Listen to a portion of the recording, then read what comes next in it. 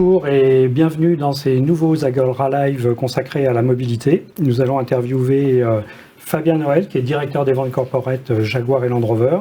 Alors Fabien, on va aller direct au but. C'est quoi les avantages principaux du bioéthanol en dehors du tarif? Et alors le tarif, on rappelle, c'est à peu près 0,67 centimes d'euros le litre. Absolument, oui, il y a je dirais deux intérêts. Il y a des intérêts économiques évidents. Vous avez parlé effectivement du coût à la pompe. On est aujourd'hui à 66 centimes du litre. On a des incitations aussi fiscales importantes sur le flex fuel bioéthanol avec une exonération de malus par exemple, avec aussi la possibilité de récupérer la TVA sur les carburants par exemple, donc l'exonération du paiement de la carte grise aussi, qu'on a dans beaucoup de régions ou à 50% dans certaines régions. Alors à chaque fois, ces avantages, ils sont pour comme vous occupez des ventes à professionnels, oui. Ils sont identiques pour les particuliers et pour les professionnels ou les entreprises donc, ou est-ce qu'il y a des tarifications différentes et des exonérations différentes en fonction qu'on est un particulier ou une entreprise? Absolument. Alors tous les dispositifs dont je viens de vous parler sont là pour les particuliers et les professionnels. La seule différence qu'on va avoir, ça va être sur le traitement, bien sûr de la TVS qui n'est payé que par les sociétés. Mais ce que je vous ai parlé au niveau du non-paiement du malus, de l'accès à 66 centimes du litre, ça c'est valable autant pour une clientèle de particuliers que de professionnels, absolument. Alors 66 centimes du litre, rappelons, c'est à peu près la moitié du prix d'un litre d'essence par exemple. Absolument.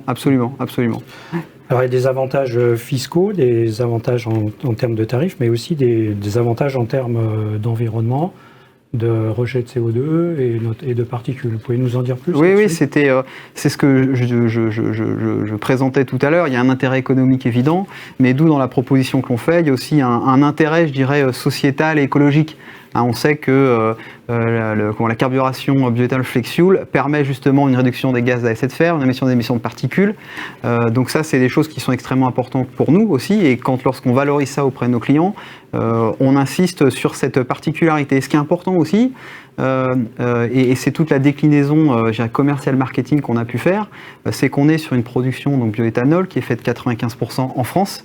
Et là aussi, ça contribue au message le meilleur des deux mondes qu'on a décliné au niveau marketing, c'est-à-dire d'avoir des véhicules Jaguar, Land Rover avec le design britannique, avec des véhicules qui sont très, très attrayants, mais avec une carburation 100%, quasiment 100% franco-française. Ouais. Alors produire du carburant, c'est bien, il faut aussi le distribuer. On voit que pour l'électrique, on a des problèmes de mise en place de réseaux, de bornes, etc. C'est toujours un petit peu compliqué.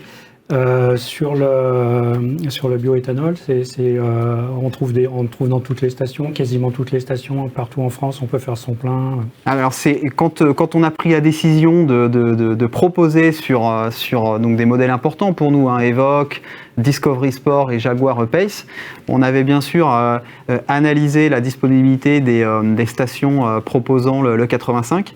Et la bonne nouvelle, c'est que tous les jours, il s'ouvre de nouvelles stations. Donc c'est quelque chose qu'on suit quasiment quotidiennement chez Jaguar Land Rover. Donc aujourd'hui, on est quasiment à entre 2300 et 2400 stations proposant de l'E85, ce qui représente à peu près un quart des stations sur le territoire français. Donc aujourd'hui, on a vraiment un maillage significatif qui permet à tous nos clients de pouvoir trouver du flex fuel 85 pas loin de chez eux. C'est spécifiquement français ou si on a un peu la même chose dans les pays proches de la France? Alors c'est une technologie qui existe depuis quelques années chez Jaguar Land Rover, notamment pour fournir le marché brésilien, qui est très orienté justement bioéthanol. Donc c'est une technologie existante au sein de Jaguar Land Rover, montée d'usine. Aujourd'hui, c'est une exclusivité française parce que comme pour le marché européen, parce que comme je vous le disais en introduction, on a un alignement entre la fiscalité, le déploiement des pompes et je dirais le législateur qui nous incite à accélérer là-dessus. Donc le marché français a levé le doigt en disant nous on veut cette technologie pour le marché. Aujourd'hui, je n'ai pas d'informations sur le déploiement qui serait fait dans d'autres pays, mais on est très fiers d'avoir cette exclusivité pour le marché français et sur le segment premium en France aussi. Oui, parce qu'on a parlé donc des modèles, c'est Jaguar F-Pace, le Range Evoque et le Discovery Sport. Oui, Jaguar E-Pace, le petit. Pardon. Est-ce que ça va se développer sur les autres gammes ou si ça va rester cantonné à ces modèles-là? Alors pour l'instant, ça reste cantonné à des infos. Là. Ouais. Alors pour l'instant, on est déjà sur 3 modèles significatifs. Pour nous, c'est carrément les 3 best-sellers. À ce stade, on est dans la phase de déploiement et de prise de commande, avec un niveau de commande qui est très intéressant. On avait eu l'occasion d'en parler ensemble, mais ça se concrétise. Aujourd'hui, on est sur ces 3 modèles. À court terme, on n'a pas prévu de l'étendre sur les autres véhicules, mais bon, on verra l'avenir. Alors pour que nos auditeurs, nos téléspectateurs comprennent bien, donc chez Jaguar Land Rover, on a soit de l'essence, soit de l'hybride rechargeable, soit du pur électrique, soit du flex fuel. Et est-ce qu'on a des hybrides rechargeables flex fuel, qui me semble quelque chose c'est un petit peu la quadrature du cercle. Oui, absolument. Alors, nos modèles actuels sont déjà hybrides. Alors, c'est de l'hybridation légère, mais c'est vrai qu'on est déjà sur, absolument, on est sur du flex fuel couplé à un moteur MHEV qui permet justement d'avoir une super efficience du moteur et de la consommation. À ce stade, pas de développement prévu des hybrides rechargeables flex fuel. Mais bon, on considère aujourd'hui, à travers les retours qu'on peut avoir de nos prospects et de nos clients et de la prise de commande, qu'on a une offre produit et motorisation importante et qui permet de répondre à chacune des attentes de nos clients. Alors on a l'impression que c'est la meilleure des solutions dans le meilleur des mondes, mais on va essayer de trouver quelques petits défauts quand même. Est-ce qu'on n'a pas une première question, est-ce qu'on n'a pas une légère surconsommation? Et est-ce qu'il y a un inconvénient? On dit toujours que l'éthanol peut sécher les joints dans les moteurs, etc. Ou est-ce que c'est complètement aujourd'hui une vieille chimère qui est complètement dépassée? Oui, alors sur ce deuxième point, nous on a quelque chose c'est ce que j'ai de très au point. C'est des choses qui sont montées d'usine avec bien sûr une garantie Land Rover derrière. Donc sur ce sujet-là, on n'a aucune inquiétude. Sur le premier point, c'est vrai que il est vrai que la puissance énergétique du bioéthanol est moins importante que du samplon 98 par exemple. Donc on reconnaît une hausse de la consommation de l'ordre de 15%. Mais encore une fois, lorsqu'on fait le calcul du coût entre le 85 et le samplon 98, entre 60 centimes d'un côté, effectivement on atteint des 1,30, 1,40, 1,50 de l'autre côté. Je dirais l'intérêt économique demeure réel. Alors j'ai une question de Béotien. On parle beaucoup des kits bioéthanol qui sont avec des installateurs agréés. Est-ce que sur les modèles qui ne sont pas flex fuel dans vos 2 marques, est-ce que ce sont des choses qui peuvent être montées, ces fameux kits bioéthanol? Alors c'est des choses qui sont envisagées. On a quelques clients, c'est pas quelque chose sur lequel on communique ou sur lequel nos clients nous sollicitent beaucoup. On sait qu'il y a certains clients qui ont fait ces installations. Donc nous on a des gens qu'on a agréés pour ça. J'ai pas les volumes en tête, mais on sent que les clients seront de plus en plus intéressés par quelque chose qui soit monté d'usine, garanti par le constructeur. Ça, c'est une vraie attente, plutôt que du rééquipement derrière sur nos véhicules.